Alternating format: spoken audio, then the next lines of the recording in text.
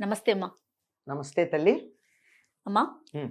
తరచుగా హ్మ్. మనం చేస్తున్న వీడియోల కింద నుంచి వస్తున్న ప్రశ్నలనే నేను మీ ముందుంచుతున్నాను ఈ రోజు మాత్రం. హ్మ్. ఒక ప్రశ్న పదే పదే వింటూ ఉన్నాను. ఇది మనం పర్సనల్‌గా నేను మీతో మాట్లాడాను. దీనికి సమాధానం నాకు చెప్పారు. కానీ హ్మ్. ప్రజలందరికీ తెలియాలి. ఖచ్చితంగా అందరికీ చెప్పాల్సిన విషయమే.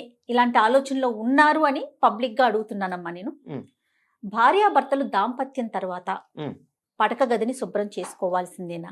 హ్మ్. ఉన్న వస్తువులన్నిటిని మార్పు చేయాలా? ఇది హ్మ్. ఒకటి. హ్మ్. ఖచ్చితంగా ఆడవారు తలస్నానం చేయాలా? హ్మ్. తలస్నానం చేస్తేనే ఆ రోజు పూజకి వెళ్ళాలా?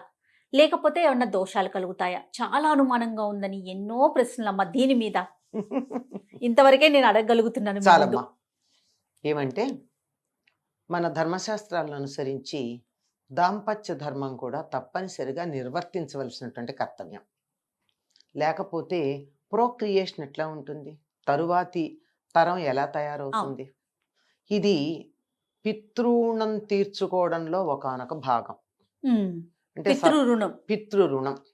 పితృరుణం అంటే బతికుండగా తల్లిదండ్రులకు అన్నం పెట్టడం, చచ్చిపోయిన తర్వాత వాళ్ళకి తద్దినాలు పెట్టడం. అంతే. ఇవి కాక హ్మ్. పితృదేవతలు వేరసలు. హ్మ్. మనవాళ్ళు కూడా వెళ్ళి పితృదేవతల్లో చేరతారు. మనం కూడా అయిపోయాక ఈ శరీరం వదిలితే పితృదేవతలకు ఎడతాం. ఈ మొత్తం పితృదేవతల కమ్యూనిటీ ఉంది. వాళ్ళందరికీ కూడా ఆహ్, ఆనందం కలిగించటానికి చేసేటటువంటి పనుల్లో ఒకటేమిటంటే, మనకి ఈ శరీరం కల్పించిందెవరు? పితృదేవతలు. అవును. మరి వాళ్ళకి కృతజ్ఞత ఎలా చూపిస్తాం మనం? మనం కూడా మరొక్క శరీరాన్ని కల్పించటానికి సహకరించి, ఆహా! మరొక్క శరీరానికి శరీరం కల్పించటానికి సహకరించటం అంటే భార్యాభర్తలిద్దరూ దాంపత్య ధర్మాన్ని నిర్వర్తించటం. హుహు. అంతే ఓకే. కదా! అది పితృ రుణం తీర్చుకున్నట్టు. తీర్చుకోవడానికి దానివల్ల సంతానం కలుగుతుంది. అంతే. సంతానం కలగడం కోసమే ప్రజాయి గృహమేధినాం అని చెప్పి రఘువంశరాజుల గురించి చెప్పడం ఏమిటంటే, ఈ సంసారం ఎందుకు చేసేవాడు, దాంపత్య ధర్మాన్ని ఎందుకు నిర్వర్తించేవారంటే సంతానం కోసం మాత్రమే. వాళ్ళ సత్సంతానం. వాళ్ళ అంతే కదా! ఆనందం కోసం మేము కలిసి ఎంజాయ్ చేస్తాం కానీ మాకు పిల్లలు అక్కర్లేదు అనే పద్ధతి కాదు. పిల్లలు కావాలంటేనే కలిసేవారు.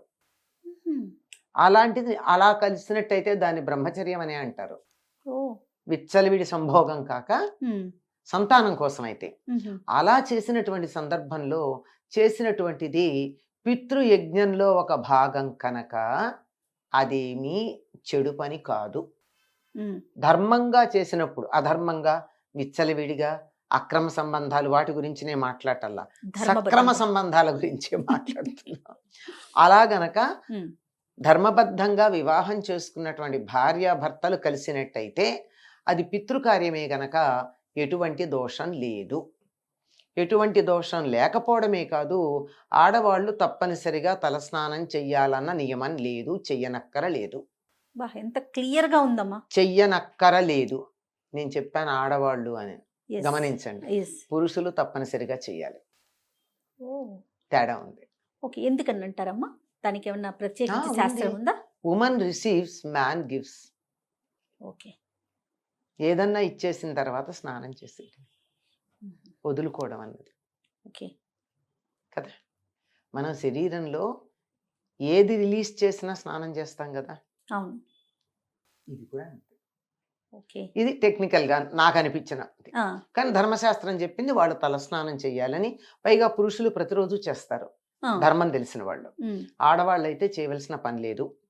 ఇంకొకటేమిటంటే ఆడవాళ్ళు ముత్తైదువులు ఎప్పుడు పడితే అప్పుడు తల మీద నీళ్లు పోసుకోకూడదు. ఎప్పుడు పడితే అప్పుడంటే ఏ రోజు పడితే ఆ ఆ! రోజేనా?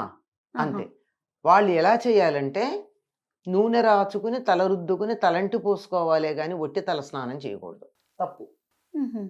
అటువంటి తలస్నానం భర్త లేని వాళ్ళు చేయొచ్చు. గానీ భర్త ఉన్నటువంటి స్త్రీలైతే తలకి నూనె పెట్టుకోందే తలంటుకోవడం అంటాం. నూనె పెట్టి అలా ఆ! అంటడం గదా! ఆ!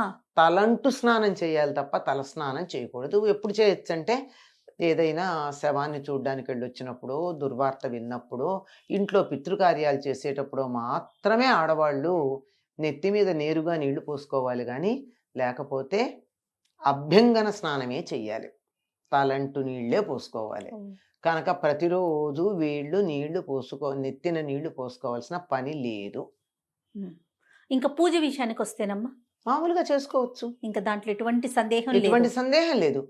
చక్కగా మామూలుగా స్నానం చేస్తాం కదా, ఉమ్, నిద్ర లేచాక స్నానం చేయమా? చేస్తాం. స్నానం చేస్తాం కనుక కంఠ స్నానం, ఉమ్, కంఠ స్నానం చేసి పూజ చేసుకోవచ్చు. మగవాళ్ళు అయితే తల స్నానం చేసి తీరాలి. ఆ. నిజానికి నిత్యం చెయ్యాలి మగవాళ్ళు. ఈ అనునిత్యం రోజుల్లో తల స్నానం చేయాలి. నిత్యం తల స్నానం చేయాలి. మరి అమ్మ వాళ్ళ పరిస్థితి ఏంటి? వాళ్ళు కూడా నూనె పెట్టుకుని స్నానం చేయాలి, అక్కర్లా, అవసరం లేదా? అక్కర్లా.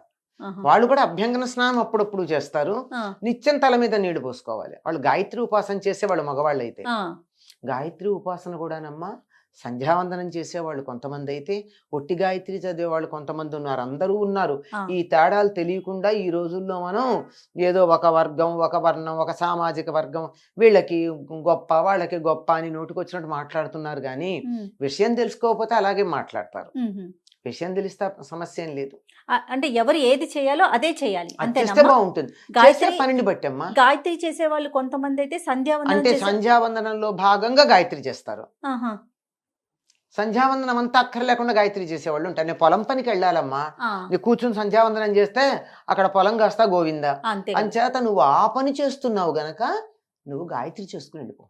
ఆహా, కన్సెషన్, అదే అదే వెసులుబాటు. వెసులుబాటే తప్ప సౌకర్యమే తప్ప బ్యానింగ్ కాదు. ఓకే. చేసే ఉద్యోగ ధర్మాన్ని బట్టి, వృత్తిని బట్టి, ఆరోగ్యాన్ని బట్టి, పరిస్థితిని బట్టి ఎన్ని రకాల సౌకర్యాలు ఉన్నాయమ్మా మనకి. హ్మ్.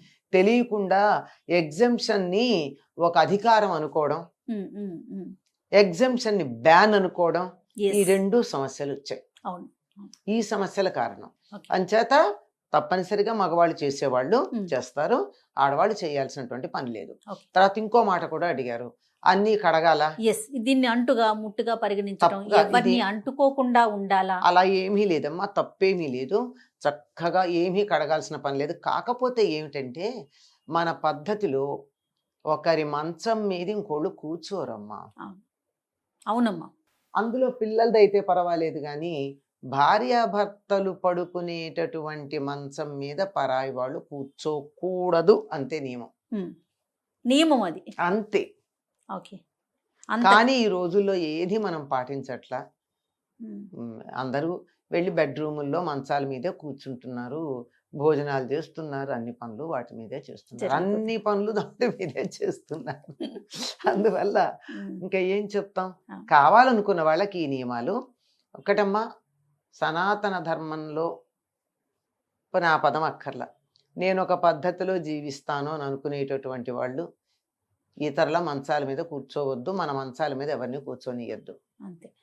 దాంపత్య ధర్మం నిర్వర్తించినా నిర్వర్తించకపోయినా ఉమ్. ఎవరి మంచాలు వాళ్ళవే. అందుకే పూర్వం ఇంట్లో మంచాలు వేసి ఉండేవి కాదు, ఎత్తేసేవాళ్ళు హాయిగా, ఉమ్. రాత్రి పక్కలు అసలు వేసుకునేవాళ్ళు. బెడ్రూమ్ లో కాన్సెప్టే లేదేమో లేదు బహుశా. కదా, కదమ్మా? ఒక్కటే ఒకటి ఉండేది ఇంటికి, ఇంటి మొత్తానికి ఇంటి ఒకటి. మొత్తానికి. ఈ పందిరి పట్టి మంచం అని ఒకటి ఉండేది, ఆ, ఆ. అదొక్కటే. ఓ. అది ఇంటి యజమానికి. ఆ. మిగిలిన వాళ్ళందరి సాయంకాలం మంచాలు పరిచి పక్కలేసేవాళ్ళు, పొద్దున్నే మంచాలు ఎత్తి పక్కలెత్తేసేవాళ్ళు. అసలు గొడవే లేదు, ఉమ్. సమస్యలు లేవు. సమస్యలు లేవు. సమస్యే పక్క వేసుకోవద్దు, అది సమస్య ఈ రోజుల్లో. ప్రశ్నలు లేవేమో బహుశా అప్పుడు. లేదు, పొద్దునంటే సూర్యోదయం అయ్యేటప్పటికి ఇంట్లో మంచాలు కనపడకూడదు. ఆహా. బెడ్రూమ్ ఒకే ఒక్క గదిలో తప్ప ఇంకెక్కడా కూడా మంచాలు ఉండకూడదు, ఎత్తేసి ఉండాలి, పక్కలు కనపడకూడదు. ఉమ్. అలాంటి నియమాలు ఉండేవి. ఉండేవి. సో ఇంకా అవి ఏంటంటే అన్రిటన్ లా, ఎవరు చెప్పక్కర్లా, అలా నడిచిపోయేది. ఆ, ఎందుకని ఎవరు ప్రశ్నించలా. ఆ. సో ఇప్పుడు మన ప్రశ్నలోకి వస్తే కనుక ఎటువంటి నియమాలు పాటించిన అవసరం లేదని చెప్పారు. ఆడవాళ్ళు పాటించక్కర్లా, రైట్. మగవాళ్ళు మాత్రం తప్ప. ఖచ్చితంగా పాటించాలి. నమస్తే అమ్మా. నమస్తే అమ్మ. సుమన్ టీవీలో మీ పర్సనల్ అండ్ బిజినెస్ ప్రమోషన్స్ కోసం కింది నెంబర్కి కాంటాక్ట్ చేయండి.